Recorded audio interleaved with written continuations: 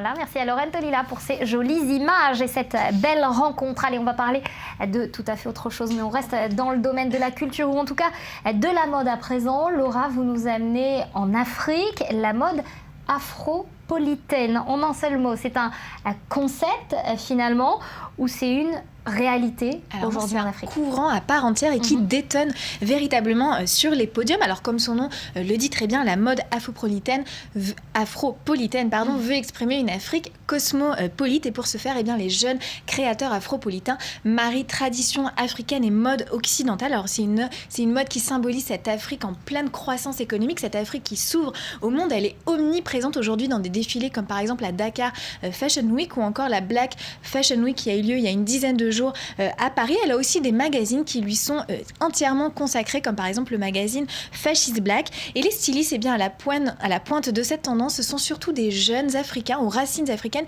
qui ont grandi en Europe ou aux États-Unis et qui donc ont dans leur identité cette dualité culturelle, qui fait partie intégrante d'eux-mêmes. En un mot, c'est une mode qui fait le pont entre tradition africaine et modernité occidentale. À l'occidentale, est-ce que toute l'Afrique est touchée par ce phénomène de mode afropolitaine?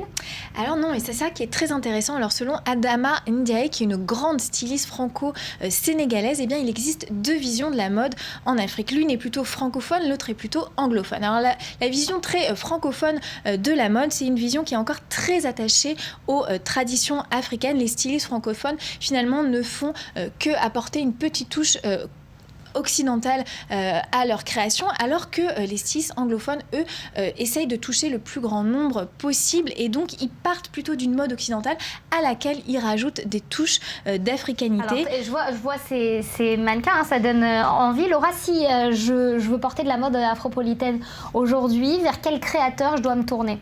Alors vous avez le choix, vous pouvez par exemple, si vous êtes une femme, vous tournez vers Vanessa Ogris. Vanessa Ogris qui le dit elle-même, elle habille les femmes du 21e siècle qui sont métissées. Alors vous le voyez sur ces images, toutes ces créations s'inspirent de la mode européenne, mais elles sont confectionnées dans des matières ethniques. Et si vous êtes un homme, je vous propose de vous tourner vers Ladouma Nkolo. Ladouma qui est sud-africain et qui a créé la marque Marosa by Ladouma. Alors ce sont des collections très sportwear qui s'inspirent de la culture Xhosa, culture sud-africaine dont était issu par exemple Nelson Mandela.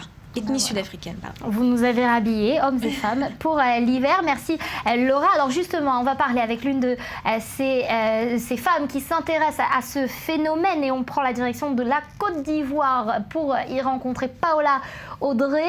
Bonjour, vous êtes cofondatrice du magazine Fashion Black et de Panel & Co. Est-ce que la mode afropolitaine, c'est le futur aujourd'hui de la mode africaine? Bonjour et merci de me recevoir. Je ne pense pas que ce soit le futur, c'est déjà en cours. C'est vrai que c'est un phénomène qui prend de l'ampleur depuis plusieurs années. Et c'est aussi un reflet de ce qui se passe au niveau de l'Afrique, au niveau du changement de perception qu'on a nous-mêmes en tant qu'Africains sur notre propre mode. Donc c'est déjà un phénomène qui est en cours, pas vraiment le futur, mais c'est vrai qu'il n'y a pas encore l'exposition qu'il faut pour que ce soit plus globalisé, on va dire. C'est en tout cas déjà en marche. Alors Laura le précisait tout à l'heure, comment est-ce que vous expliquez que les stylistes anglophones ils soient plus tournés vers les clients occidentaux que les stylistes francophones? Là-dessus, je pense que c'est une approche un peu plus business qu'on retrouve dans d'autres domaines que la mode, on va dire en termes de clivage entre francophones et anglophones. Les anglophones, à mon avis, sont plus tournés vers, on va dire, une approche vraiment mondialisée de la mode. Et une fois de plus, je quitte à me répéter, ça se ressent aussi dans d'autres domaines que la mode, c'est pareil dans la musique, et dans d'autres domaines culturels. Côté francophone, c'est vrai qu'on reste très attaché à mettre en valeur les traditions locales, ce qui est d'ailleurs très bien, c'est à applaudir. Malheureusement, parfois, ça manque de réalisme, notamment sur le plan commercial, parce que la mode c'est aussi un commerce, mine de rien. Donc du coup, c'est vrai qu'on oublie parfois qu'il y a des consommateurs au bout et qu'il faut prendre en compte énormément de choses quand on leur propose des collections. Donc je pense que c'est une problématique qui est en train de se résoudre, mais côté anglophone, disons qu'ils sont un peu plus réactifs sur ces questions-là. En un mot très rapide, Laura, vous aviez une question pour Paola. Oui, alors quelle est la place aujourd'hui dans le monde de la mode afropolitaine? Est-ce qu'elle dépasse les frontières africaines? Excusez-moi, j'ai pas très bien compris la question. Alors, quelle est la place aujourd'hui dans le monde de la mode afropolitaine? Est-ce qu'on peut dire qu'elle dépasse les frontières africaines? Oui, parce que beaucoup de personnes qui contribuent à cette mode-là sont notamment dans la diaspora.